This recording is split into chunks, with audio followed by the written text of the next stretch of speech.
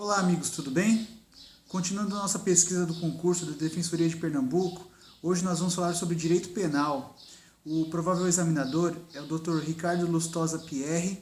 Ele é defensor público do Distrito Federal e graduado em Direito pela Universidade de Brasília. Ele também é pós-graduado em Ciências Penais e tem experiência na área de Direito, com ênfase em Direito Administrativo, Constitucional, Penal e Processo Penal. Ele também é ex-procurador da Fazenda Nacional e ex-advogado da União. O título de especialização em Ciências Penais do Dr. Ricardo é a nova redação do artigo 306 do Código de Trânsito Brasileiro, à luz da política criminal e constitucional do princípio da ofensividade, obtido em 2009.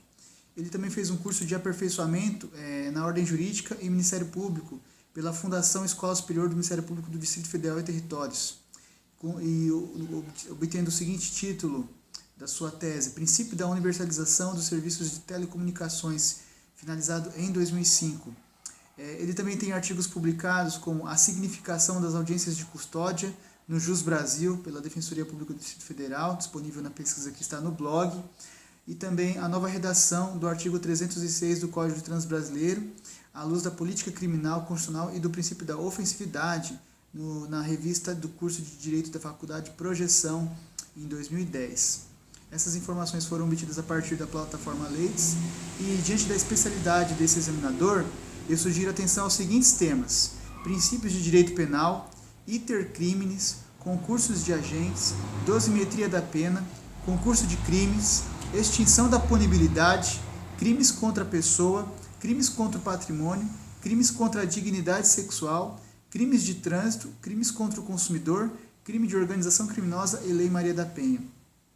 Foram analisadas as últimas 3 provas para defensor público realizadas pela CESP, a Defensoria do Rio Grande do Norte de 2015 e a de 2017 as defensorias do Acre e de Alagoas. Os temas exigidos nessas provas foram os seguintes: na parte geral, a classificação dos crimes, entre eles os crimes de mão própria, tipo misto alternativo versus tipo misto cumulativo, o nexo causal, a teoria da equivalência dos antecedentes, as causas absolutamente independentes, a responsabilidade do autor pelo fato praticado e não pelo resultado. Dentro do iter criminis, a tentativa, o furto qualificado, atos executórios, escavação de túnel para furtar instituição bancária, teoria objetivo individual, entendimento do STJ, arrependimento posterior, cobrado com bastante incidência nessas provas, Foi exigido mais de uma vez a configuração, o artigo 16 do Código Penal, a circunstância objetiva, extensão aos demais coautores, também entendimento do STJ. Crime impossível, sistema de vigilância eletrônica que não torna impossível por si só a consumação do furto no estabelecimento comercial, entendimento do STJ. Exclusão da ilicitude, as causas supralegais, o consentimento do ofendido, as fontes de causa de justificação, a lei, a necessidade e o interesse. Os efeitos das causas de justificação na coisa julgada cível, artigo 65 do Código de Processo Penal, concurso de agentes também cobrado com bastante incidência, a codelinquência, a configuração da codelinquência, os requisitos, a conivência, indiferente penal, coautoria no latrocínio, responsabilidade pelo crime do coautor que não efetuou os disparos, informativo 466 do STJ, o cabimento do concurso de agentes no porte ilegal de arma de fogo, habeas corpus 98.186, possibilidade de coautoria nos crimes culposos também, bastante batida essa questão, o habeas corpus 40.474, e o cabimento da coautoria de advogado no falso testemunho, o RESP 200.785. Dentro agora da teoria da pena, as penas privativas de liberdade, destaque para a súmula 269 do STJ, que dispõe que é admissível a adoção do regime prisional semiaberto aos reincidentes condenados a pena igual ou inferior a 4 anos, se favoráveis às circunstâncias judiciais. Ainda dentro da teoria da pena, aplicação da pena, a existência de várias qualificadoras e causas de aumento, dentro da questão da dosimetria, as condenações anteriores após prescrita reincidência, considerado como maus antecedentes, as atenuantes, também cobrado com bastante incidência, a senilidade, a confissão qualificada, o reconhecimento, a atenuante nominada, artigo 66 do Código Penal, entre exemplos de atenuante nominada, a clemência, Ainda um item 4 dentro desse ponto de aplicação da pena, circunstâncias judiciais, a valoração subjetiva, fração mínima de 1/6 do entendimento do STJ e a inexistência de quantum para redução nas agravantes e atenuantes. Agora, ainda dentro da questão da pena, reincidência, os efeitos, né, da reincidência, os reflexos, né, o artigo 83, inciso 2, 110 e 117, inciso 6, todos do Código Penal, e a súmula 269 do STJ que a gente acabou de falar. A reincidência é a única agravante que incide sobre crime culposo. Concurso de crimes, agora, um outro ponto bastante cobrado, e sistemas de sistemas de determinação da pena, o cúmulo jurídico, o sistema da exasperação e o cúmulo material. Sistema aplicável na pena de multa, crime continuado, artigo 72 do Código Penal e entendimento do STJ, o HC 95641. Também essa questão da aplicação do concurso de crimes na pena de multa, cobrado com bastante incidência nessas provas. Situações práticas, né? Primeiro ponto, roubo de várias pessoas no interior do ônibus, crime formal, latrocínio, um patrimônio e 2 mortes, desígnios autônomos, concurso formal impróprio. Ponto 3, estupro de vulnerável, práticas de vários atos sexuais diferentes no mesmo contexto fático, crime único. O ponto 4, a concomitância das hipóteses de concurso formal e crime continuado, a admissão apenas da majorante do crime continuado, entendimento do STJ. E o concurso material, item ponto 5 agora, concurso material entre roubo e extorsão praticados no mesmo contexto.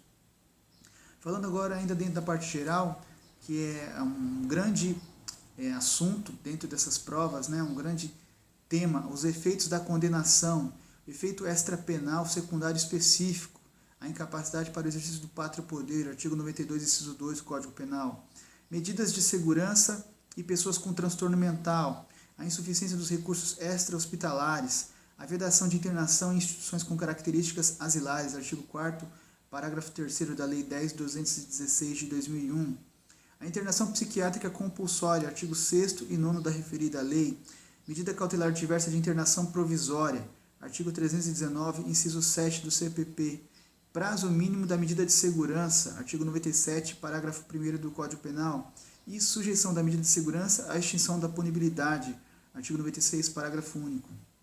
Um outro assunto bastante cobrado também, finalizando a nossa parte geral, um grande tópico dessa pesquisa, a extinção da punibilidade, a perempção, causa extintiva que é extensiva a todos os coautores e partícipes. O pagamento do crédito tributário antes de transitada a condenação, informativo 556 do STJ, exceção à revisão pró societá, certidão de óbito falsa, indulto, alcance do efeito penal primário, pena, não secundário, né? A reincidência, por exemplo. Perempção, condições para seu reconhecimento, oferecimento de queixa em juízo incompetente, obsta o prazo decadencial. Agora, começando a nossa parte especial, crimes contra a vida, aborto do feto anencéfalo, conduta típica, a DPF 54, crime de perigo de contágio venéreo, vítima já contaminada, crime impossível, crimes contra a honra, primeiro ponto, exceção da verdade, cabimento da exceção, ponto 2, injúria discriminatória racial. Essa última, injúria racial, recebe o mesmo tratamento constitucional do crime de racismo, conforme o entendimento do STJ. Consumação, ação penal incondicionada, artigo 145, parágrafo único do Código Penal, e não cabimento da retratação, artigo 143. Crimes contra o patrimônio agora, cobrado com bastante incidência nessas provas. Furto qualificado privilegiado, súmula 511 do STJ. Furto de energia elétrica, pagamento integral do débito antes do recebimento da denúncia, extinção da punibilidade, o HC 252-802. Crime de violação de direito autoral, súmula 502 do STJ, que dispõe que, presentes a materialidade de autoria, afigura-se atípica em relação ao crime previsto no artigo 184, parágrafo 2º do Código Penal, a conduta de dispor à venda CDs e DVDs piratas. Crimes contra o sentimento religioso, ultraje a culto e impedimento ou perturbação de ato a ele relativo, artigo 208 do Código Penal, o elemento subjetivo nesses crimes, assim como o sujeito passivo e as causas de aumento de pena foram cobrados. Crimes contra a dignidade sexual também, várias questões nessas provas sobre esse assunto, o assédio sexual, a hierarquia e ascendência decorrente da relação de trabalho, estupro de vulnerável, a caracterização ainda que consentida a relação experiência sexual anterior ou relacionamento amoroso, o RESP 1.480.881. E aí eu acrescento agora as novas súmulas 593 do STJ. Favorecimento à prostituição, desnecessidade de habitualidade pré-existente. Finalizando aí os últimos 3 crimes dentro da parte especial. A falsa identidade, artigo 307 do Código, que ela não é abrangida pela ampla defesa à atribuição de falsa identidade perante a autoridade policial, o habeas corpus 176.405. Crimes contra a administração, a prevaricação é um delito especial próprio. Denunciação caluniosa e comunicação falsa de crime.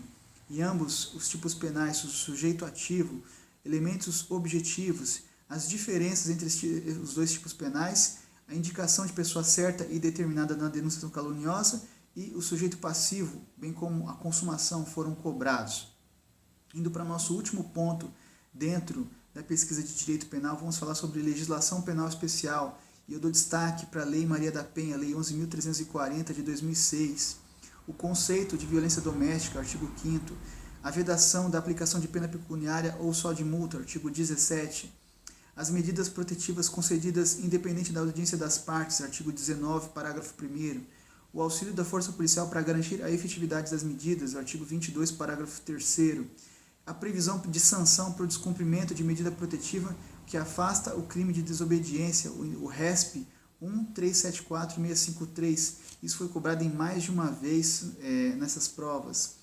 Aplicação da lei dependente de demonstração da vulnerabilidade e hipossuficiência, entendimento do STJ. Observação que eu faço é que há entendimento também do STJ que a lei presume essa invulnerabilidade e hipossuficiência. Ainda dentro do tema Lei Maria da Penha, as medidas protetivas autônomas, independente de processo crime ou ação penal existente, o RESP 1.419.421. Aplicação da agravante do Código Penal junto com outras disposições da lei não configura bis in idem, também entendimento do STJ. Agora, uma outra lei também bastante cobrada nessas provas foi a Lei de Organizações Criminosas, a Lei 12.850 de 2013. Crime de organização criminosa. Ponto 1 dentro desse tópico falando sobre o crime, a consumação, crime formal, a tentativa, o não cabimento da tentativa. Ponto 2, a tipificação, a necessidade de estabilidade e permanência do agrupamento, vantagem de qualquer natureza, artigo 1º, parágrafo 1º. O ponto 3, tipo misto alternativo, crime culposo, não cabimento do crime culposo, punibilidade, sistema do cúmulo material, o artigo 2º. Ponto 4, sujeito ativo, pessoa jurídica, impossibilidade. O ponto 5, número mínimo de agentes para caracterização e relevância da presença de menores, impuníveis ou não identificados.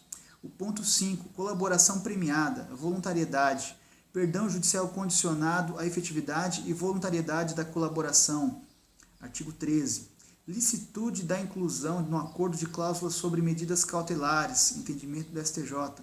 E ausência de relação com a prisão preventiva, o acordo que não constitui meio de prova por si só. Falando agora sobre crimes de trânsito, a Lei 9.503 de 97, o ponto 1, embriaguez ao volante, aplicação de critérios subjetivos de interpretação para configuração, artigo 306, inciso 2. O ponto 2, dirigir veículo sem habilitação, artigo 309, crime de perigo concreto. Ponto 3, concurso material entre os delitos dos artigos 306 e 309. Crimes autônomos, não incidência da consunção. Ponto 4. Entrega da direção do veículo à pessoa não habilitada. Artigo 310. Crimes de perigo abstrato. E o ponto 5. Trafegar em velocidade incompatível próximo a determinados locais. Artigo 311. Crime de perigo concreto.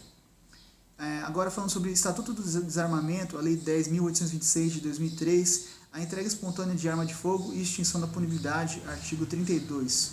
E crimes contra o consumidor, também cobrado com bastante incidência, o crime do artigo 66, as penas cabíveis, artigo 66 e 78.